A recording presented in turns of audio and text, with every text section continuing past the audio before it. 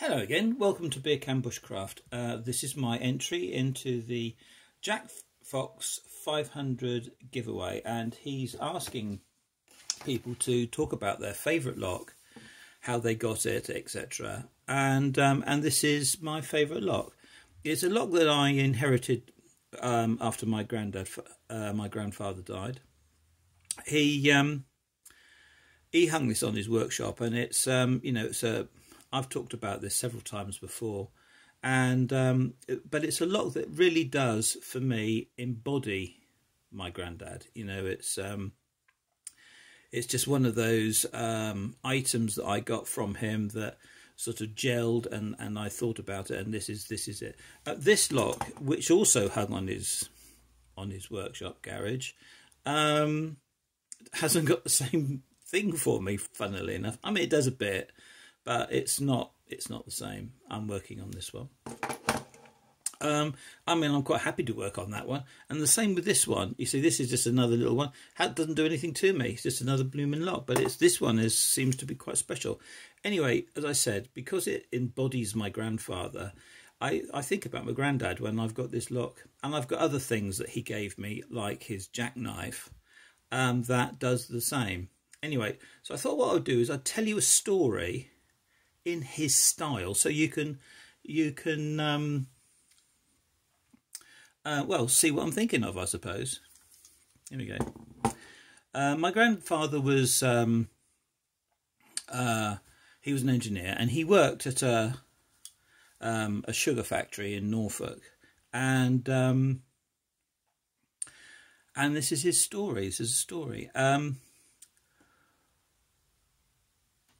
Well, boy, there was this fellow at work, and he was very keen on powerboat racing.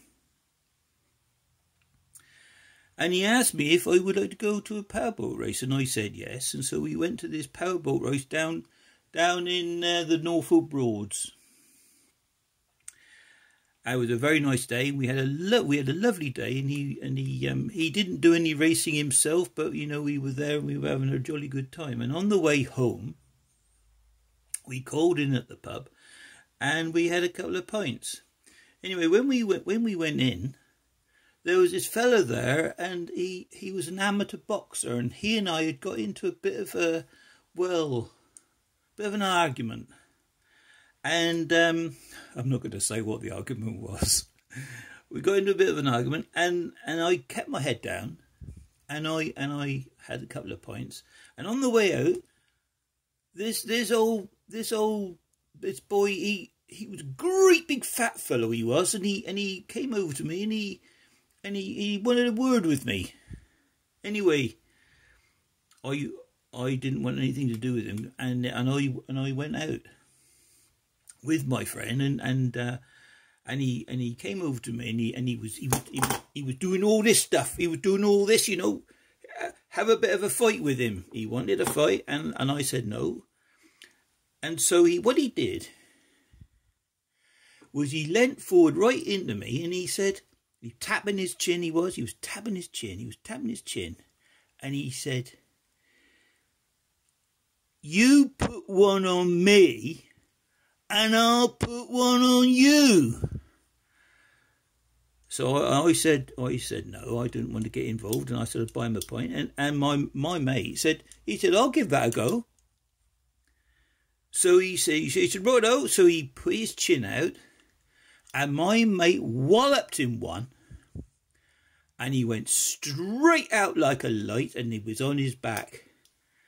Because what he didn't know was my mate was a blacksmith, and he spent all day hammering great big pieces of metal. There you go. That's what I had to put up with. Thanks, folks, for listening. See you around.